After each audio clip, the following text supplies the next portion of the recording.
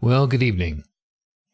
Let me get this switched over to where you can see this a little bit better. Actually, I'm going to have to show you with this. I have some news. One of the things that I've been working on recently for ACP is getting the browser, the server, to support the secure sockets layer. If you look, why am I hearing this? I thought I had this switched over to where you can see this a little bit better. Actually, I'm going to have to show you with this. Something is still here. Click. There we go. All right. Sorry about that. I had myself on the browser, and it was a bit confusing with the delay. Anyway, if you look here, this is new. It's been what I've been working on for the last 2 weeks or so. It's been quite an adventure. I had not intended to do this back in the original day because of all the problems of getting certificates and having to pay for them, and I don't know, X509 and all that is just really awful. But it has improved somewhat, and as a result, I went back online and updated my OEM web server control that I have, and then just started in and added all the SSL stuff, and guess what? Now we have secure ACP. Particularly for some of our university and laboratory people, this will be really welcome. I've heard for over the last few weeks about this, or last few months about this, and so this is what I've been doing. So if I haven't been on the comm center that much, my apologies. This required quite a bit of concentration. Okay, enough of that. The focus for this evening's TV thing is getting the most out of Scheduler. It is kind of a follow-on to last week's, or 2 weeks ago, when I did one on ACP. There's quite a bit about Scheduler that you may not know, and really the focus of this will come into play with the schedule browser. I'm not going to even use the desktop schedule browser. This is the schedule browser that is on the web interface. As you may know, I've spent most of my time working on the web interface, making it the main way for you to get to ACP and use it. So I'm going to continue with that. You may notice that right now there's no live observing over here on the right, or I'm sorry, the left. That's because right now the scheduler is actually observing. It's live. And I can stop it if you want, but I have to go over here. Yep. I could stop it, but I'm not going to. It's working right now, trying to get to the point where I can show you how to get to log files for things that have already been acquired. I had a little bit of trouble this afternoon and got started late, and anyway, hopefully by the time this is over, I'll be able to show you that. If not, I'll show you how to find that stuff, even though I can't show you right now. So the focus of the scheduler, once you have something entered, is the schedule browser. Again, this is the web thing. What we're looking at here is everything that's in the scheduler and what its status is. Right now, the DOKS test put in by observatory operators running, and it is an hour's job, and it's just sitting here running right now. Once other things have been completed, you'll be able to see things here that are partially completed or completed, and things that are pending. This is the view on what's going on in a night. The thing to remember here is that Scheduler is not like a machine shop scheduler.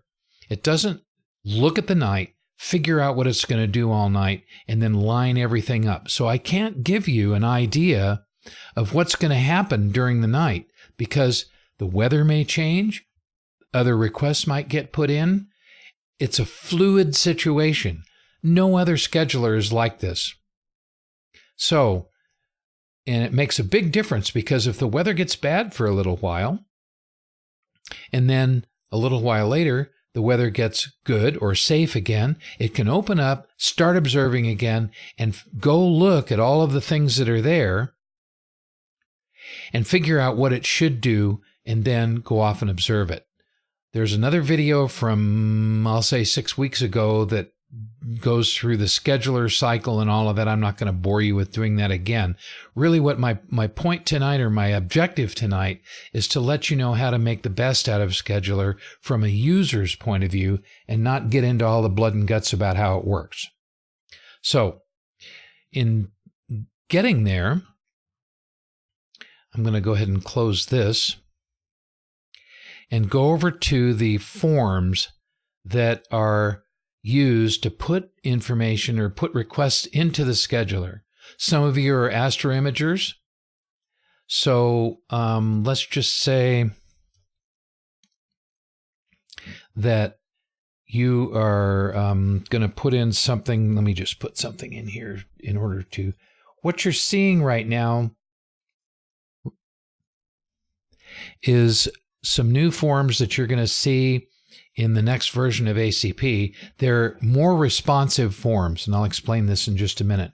But normally you would either, if you have, let me put it this way, if you don't have a rotated pinhole guider, life is good. If you have a rotated or a very small field of view guider, now you're going to have to use a field of view indicator, figure out where to center your object. There's a video on here.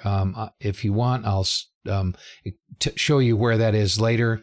But it's a royal pain if you have a little small field of view guider on a rotator. But let's just say for a moment that you just want to take an image of M something, and you can go here to the catalog search and figure out M space. What's visible right now? Okay, well, M102, click, and there it is. There are the coordinates. This will put M102 dead center in the field. If you have guiding issues, you're going to have to tweak it. And again, I'm not going to belabor that, but that's just one big pain in the neck. Let me get this scrolled back up. Okay. Did you see what I was doing down here with the Deep Sky catalog search? I basically selected something. As soon as I clicked that, the coordinates came in here, and there it is. So that's how that works. Now, once you decide what you're going to image and what the coordinates are going to be, and these coordinates may be different. By the way, this system that we're on right now does not have a rotator, and that's just for simplicity. If somebody wants more info, get a hold of me. I'll tell you about the rotator. But just for simplicity, you put in the coordinates, the telescope goes there, centers the object, and then what do you want to do? All right, let's say I want to take, okay, let me back up. The whole idea behind the scheduler is you break up your work into blocks of either 30 minutes or an hour and give it the flexibility to schedule that stuff when it's the best time to do that. You're not telling it what time to do anything. You're telling it under what conditions. And I'll show you in just a sec. Let's say I want to have 3 hours of 600-second images in clear at binning 1. Okay. And I want it for sure to be above 40 degrees. And I want the moon to be down. Okay, that's all you have to do. Submit request. Boom, there it is. Now, look at this, it's M100. All right, now it's going to remember this. If I close the browser and open it up, all these fields are still going to be filled in for 7 days. So you can come back and add more stuff in. But right now, let's just say I want to do 3 hours of green. Ready, set, boom. 3 hours of red. Same 600 seconds. Submit request. Boom. All right, let's say we want 4 hours at 800 seconds of blue. This would be for an astro imager, as I said. And you'd probably want to make these binning too, but, you know, it's up to you. Boom. All right, remembering that this is M100, let's go over to the schedule browser and look for our M100 plan. If you notice here, I'm going to get my mouse over here. All right, it's not enabled. It's paused, and all of the pieces have not been enabled yet. I can go here and resubmit. Boom, they're all in play now. And then I can resume this plan. There. All right, so what happens is that form generates a bunch of 1-hour plans. It says 0.89 hours because I specified an 800-second image.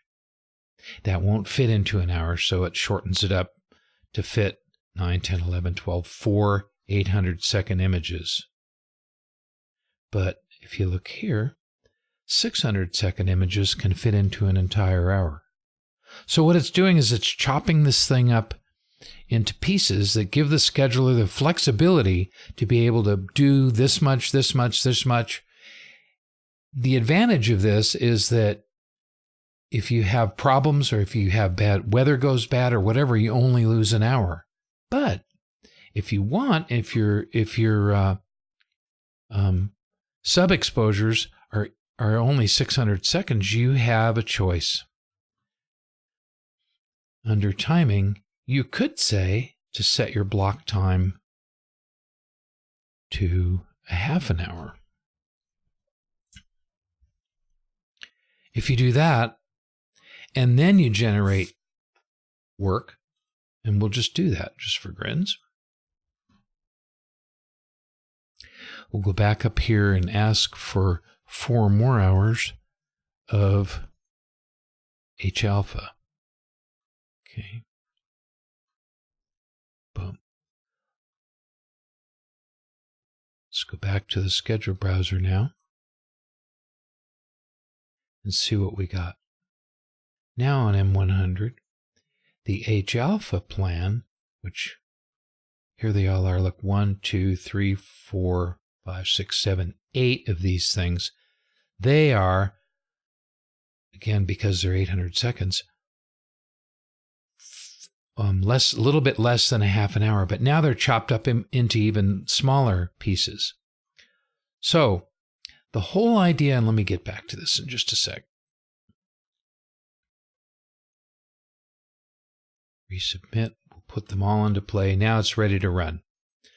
All right, let me explain what I just did. When you're doing astro imaging, you may want hours and hours and hours on a particular object. The form that you saw makes it really easy to chop it up into small pieces that the scheduler can work with, and you're giving the scheduler the flexibility to do some of this and do some of that. And as the object moves across the sky, it may decide, oh, well, okay, this one's in a better position, so I should be doing that now. And as time goes on, it's going to work on different objects. And in the end, you're going to get your data right near the meridian. And it may take a few nights or it may take a few weeks, depending on how much time you ask for. But in the end, you're going to get really high quality data. And if you put enough work in there, the observatory is going to be really busy all night. I hope that makes sense. If somebody has a question, by the way, or if you just want to say hi, please do that. A couple people have already done so. I am trying to cover the very basic things on how to make the most out of Scheduler tonight.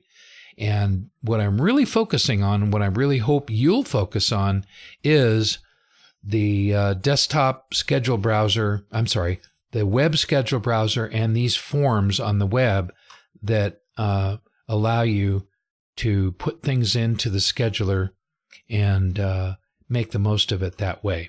to close this because there's some reports at the end, and we'll come back. Now I want to show you some things that I've also been working on recently. That I'm going to go over to the single series thing now because I'm going to kill two birds with one stone. Part of 8.2 is that I've been working on making the forms more responsive. Let's just say that I'm going to do a comment. All right, it used to be that you had to put those comments in as planets in the desktop schedule browser. The current version has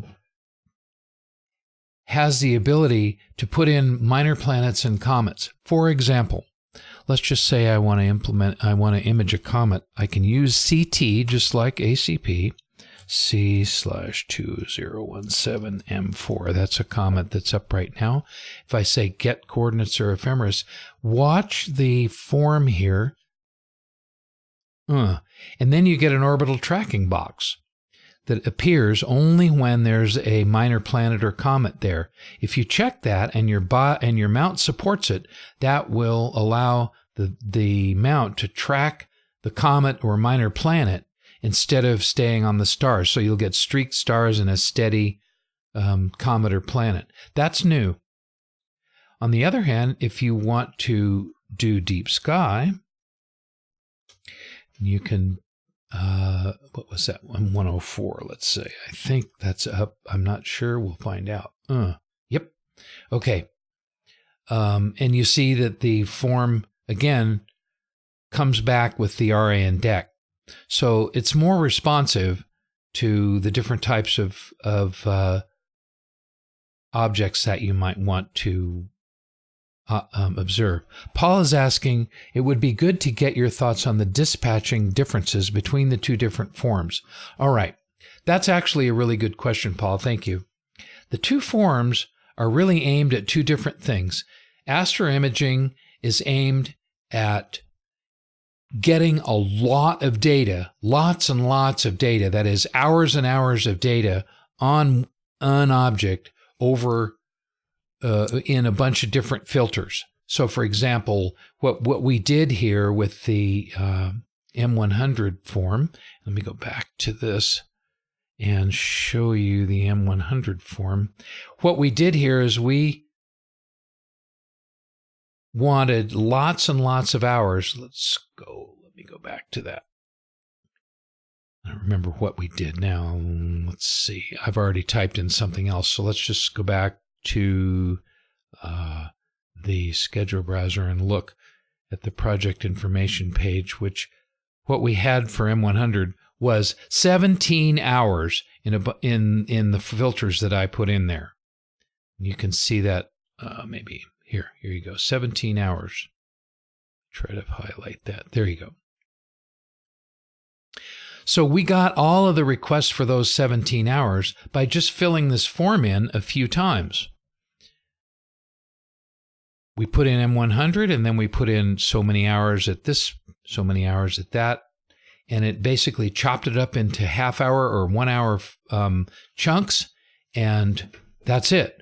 Once, and this is for Paul, once it's in the scheduler, there's no difference in dispatching. It looks at these different jobs exactly the same. It does not know the difference.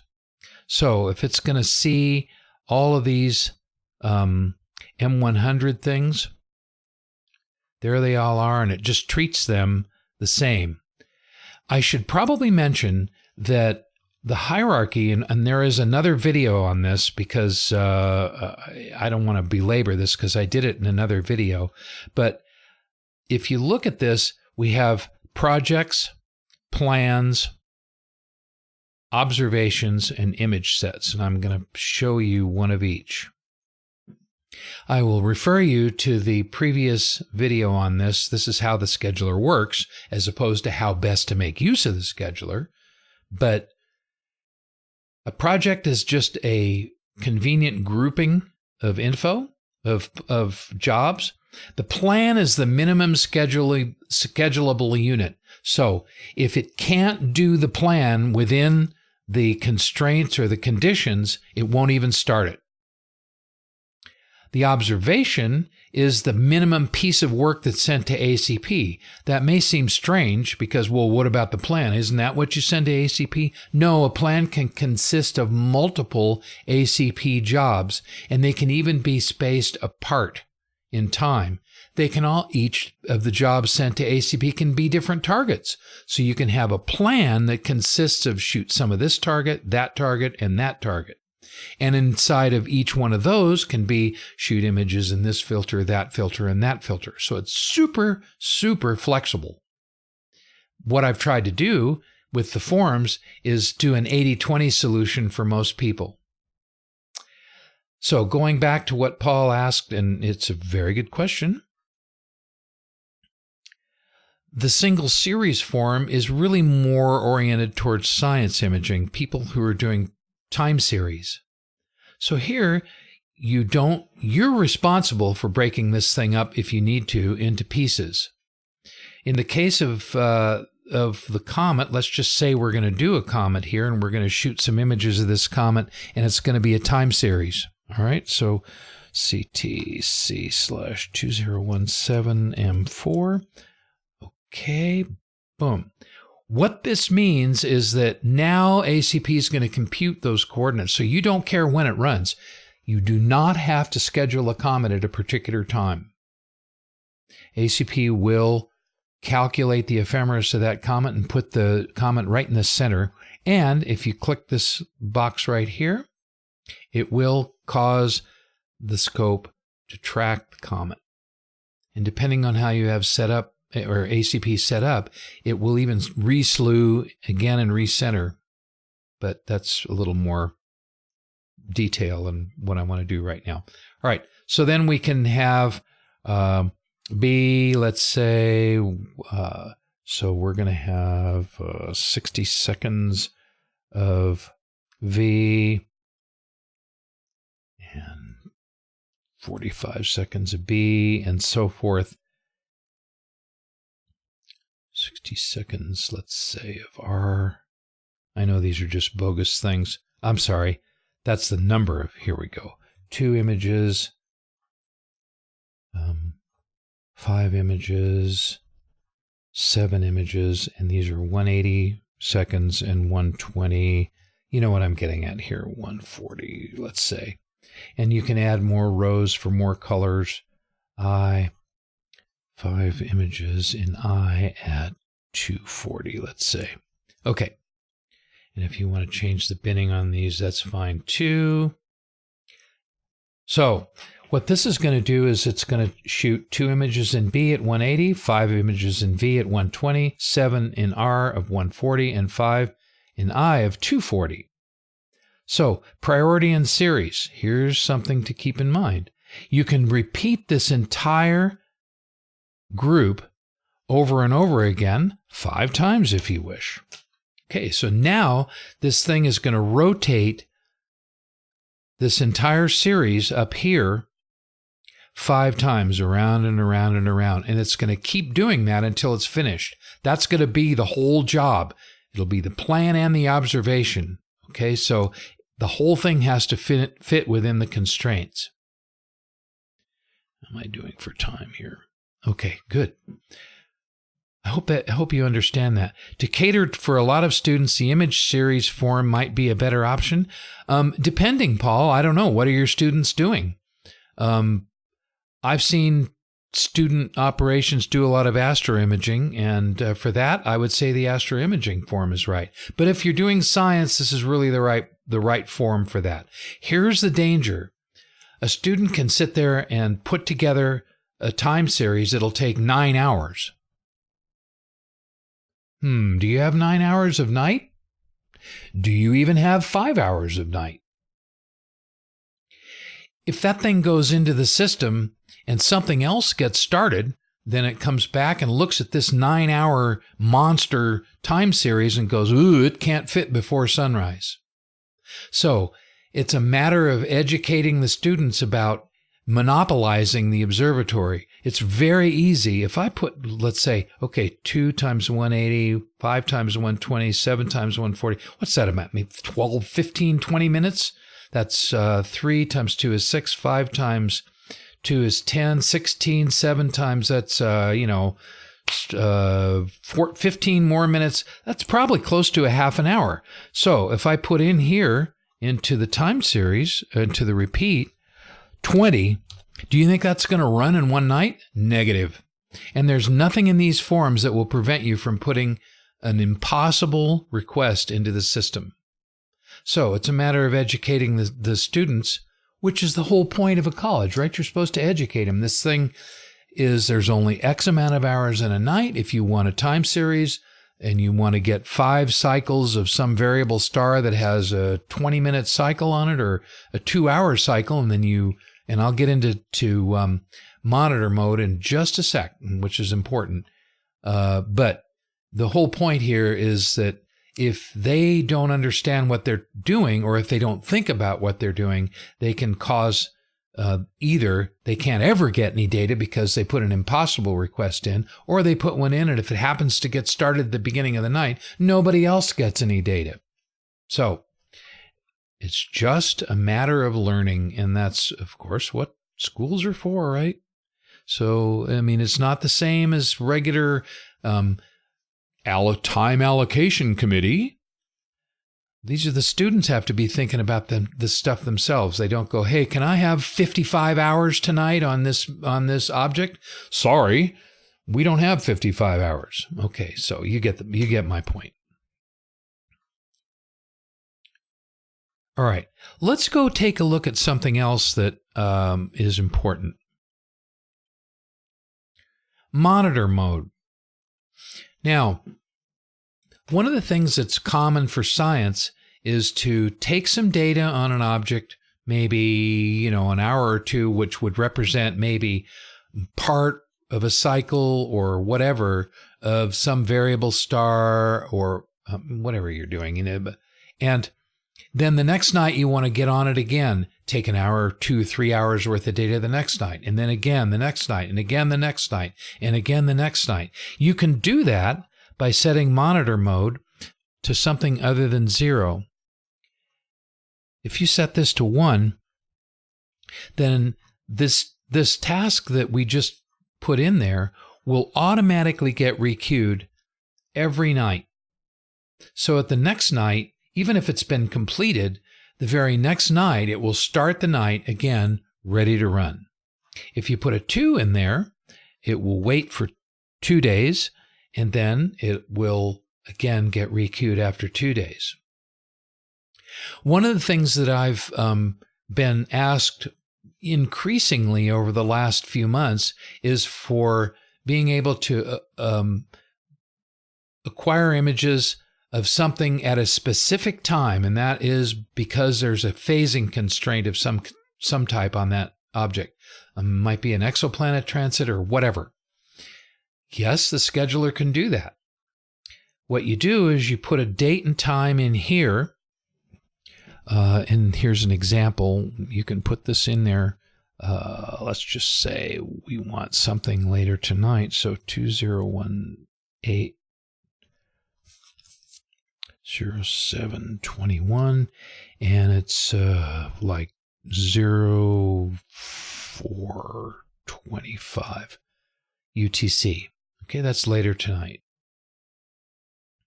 If I put that in there, it will not run this job until after that time. So that will force the scheduler to ignore this until after that time. If I put fixed time in there, don't use fixed time for asteroids or comets. The system can calculate the coordinates and tracking rates at image time. The only reason to use fixed time is for events that have a hard timing or phase constraint.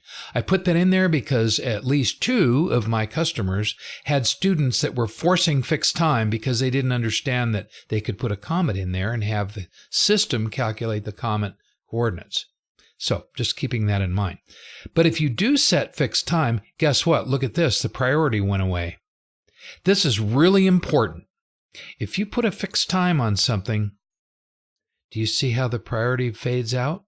That's another thing that's new in 8.2. So you're getting a peek at some of the new features. If you, but this still works. It just doesn't have the nice responsive form. If you put a fixed time on this, then priority is irrelevant. At the beginning of the night, the scheduler will look for anything that has a fixed start time on it. And if it does, it absolutely positively will start it right then and there, carve out that piece of time, and nothing else can run. So if you have something that really has to run at a certain time, it can be done. And you do that by setting a fixed time. That was a big misunderstanding at one of our very busy observatories, actually the Great Basin Observatory. Excuse me, they didn't understand that that was the case. And that made a huge difference once they figured out that that is how that worked. And it was really that they had a lot of projects that needed that. Of course, if you abuse this, if you put this in, you can basically chew up the night and nothing else will run. So once again, you have to think about how long the night is, what you can possibly do. You don't want to schedule something that runs 9 hours on a 7-hour night. You don't want to schedule something that runs 5 hours on a night when there's a bunch of more 1-hour jobs that are done and you're scheduled. So it's real easy to clog things up. Generally, once people figure out how to work in this environment, and that's really key. How do you work in this environment? It's very different from setting up time slots. Time slots are a drag because, okay, I had from 10 to 11 o'clock last night, but it was cloudy. Now what? Okay, well, so you don't have that problem with scheduler. You put in your stuff and it gets done when it can be done based on the weather. And that's a huge difference. But you can also abuse the scheduler, and it's just an awareness of how to work in this environment and be cooperative and make the most of it. Anyway, enough lecture. Fixed time, you can do that. It absolutely positively will run. And here's a really cool thing in 8.2, and this is new. If you put monitor mode of greater than 0, then each night it will advance this date. So if you have monitor interval 2 and it runs tonight, 2018-07-21, which is tonight. Well, okay, actually, that's not right. It's already 07-22 UTC. Sorry about that. Okay, so if it runs tonight at 04-25 and you have monitor interval of 2, then on 7/24 at 04/25, it'll run again because the scheduler will bump that date by 2. That's a new thing. In the previous version, the current version of scheduler, what will actually happen if you put a monitor mode of greater than 0 and a hard start time, the next night it'll just run over and over and over again. It was a bug, basically, but that's been fixed. That's one of the things that one of our customers found a while back. So that's been fixed. All right. Paul, if you can help me out, what do you mean by a lot of students? Are they doing science or are they doing art? And, it would be interesting to know what about the lot of students, the image form being better. If they don't ask for a lot of time on the targets in the astroimaging form, it might be a better option for a lot of students to do that, because then they don't have to think about chopping up things into a small enough piece of work for the scheduler to do. All right, let me and go ahead and type in there, and I'll catch up with you in a minute. Let's go back to the schedule browser and see if anything actually got done. It doesn't look like it. I got a late start today. I'm very sorry. I'm not sure why this Dokes thing didn't finish. It's still working on it for some reason. Here, I'll show you what I mean.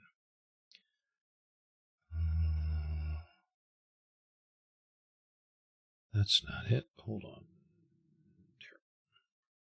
Let me just move this over here. I'm my own switcher, so I'm sorry. It's still going here, so I'm not sure why it's working. By the way, I should point out this sec thing here, that's secure. I may have not been obvious about this, but all of what I've been showing you, which is one page after another, I'm not sure why I went over and over on this, but it's all been secure HTTPS, which is pretty cool. So, all right. Now my next question is, are there any questions? Have I covered things reasonably well? We're kind of running long. It's been a bit over a half an hour. I may have gone over things one too many times or not enough. So if somebody there has a question, I'm wide open for that. I really want to encourage you to ask questions. Paul, especially, I'm interested in what you mean by a lot of students. The image series form, why would that be better if they were doing astroimaging? Hi, Peter. Thank you for logging in. I really appreciate it. If you have a question, please ask. And anybody else who's on here, just saying hello means a lot to me, and we get an idea that more people are watching. Oh, okay. He's just getting worked out. Well, Peter, unfortunately, you got in here about a half an hour late, but this will be on the DC3 Dreams channel afterwards, and that's DC3 Dreams Astro, youtube.com DC3 Dreams Astro. And oh, all right. For fixed time, could you explain must run before? Yes. Okay. So here we are. We'll go right back here to the form for, well, it doesn't matter, single series or, and I think you are asking me must run before. All right.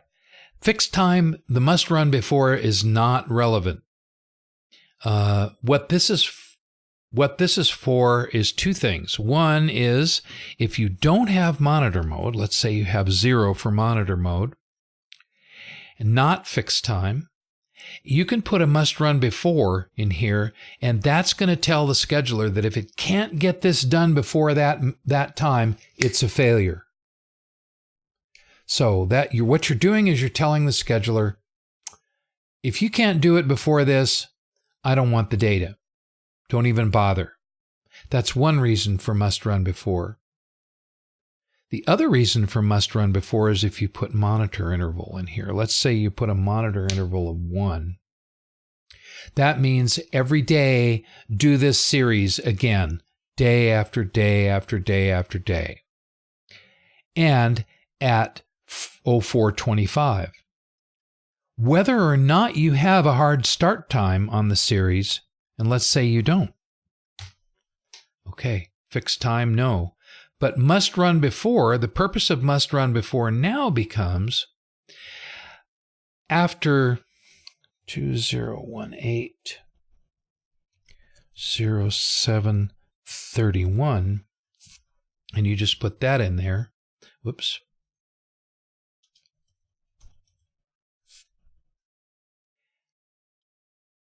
This will continue to monitor this object until that date essentially. That's when the monitor mode ends. So this is so many days, right? Monitor interval 1 days. Requeue every end days forever or until must run before. So that's what the must run before is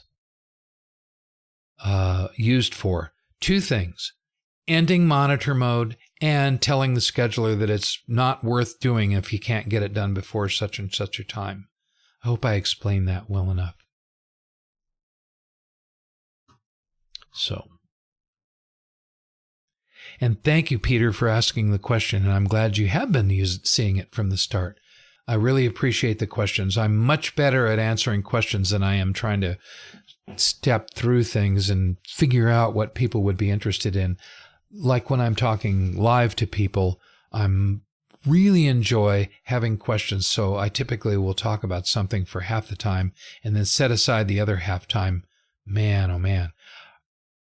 Thanks, Bob. Okay, well, thank you, Larry, very much. And thank you for tuning in. I really appreciate it. This is our best one so far. It's been really successful, at least it seems like it.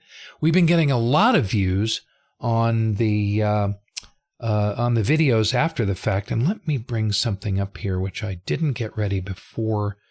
I just want to start something up. Just a sec here. And that's with this. And now, if you haven't already subscribed, take a look here at the channel and you'll see this subscribe button. If you click it, it means that you'll be getting messages about when we schedule videos in the future, and that'll be every couple of weeks. It's summertime. We may skip a week or two because we're out of town or going on vacation or whatever. It's kind of that time. Plus, well, anyway. But if you do subscribe, you'll get another option here with a little bell. And if you click that bell, you'll get notified on your mobile device or whatever when we schedule something or when we go live. So it's kind of worth doing both. So hopefully you'll be able to do that. And we'll get more subscribers. Right now, as you can see, we have 111 subscribers. That's not bad. I'd like to have more, but oh well. If you have any questions or comments or other feedback, please use the DC3 Dreams Center, which let me get this on here. And that is right here. If I mumble a little bit, I'm sorry, because I'm doing my own technical directing, doing my own switching between sources and so forth. Here's the announcement for tonight's video. If you haven't and you have a question, please get on the Comm Center. It's really important. That's where I do all of my work. That's where I communicate with you guys when I'm not on video like this. Email just does not work. I can't follow the conversation. Nobody else sees what's going on. So this is really important. If you have a question and you want to make a comment or whatever, I probably should put something on here specifically for this. Can you post to this stuff? All right. For the time being, put into general astronomy related or kind words if you like the show tonight. That's fine. Otherwise, post a comment to general astronomy related, and I will answer there. I wish I really knew if I'd answered all of your questions or I've covered what the scheduler does. I've tried to do the best I could, and really I hope that you got something out of it. It's running a little bit long now. It's almost 45 minutes, so I'm going to go ahead and sign off. Thank you, everybody. I really appreciate the positive feedback. Believe me, it means an awful lot to me. It really does.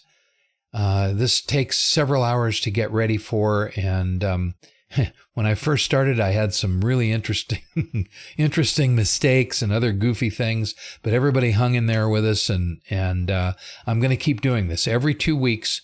Plus or minus our being out of town or at conferences, and we may take a vacation or something, but we'll try to get on here every 2 weeks and help you guys out.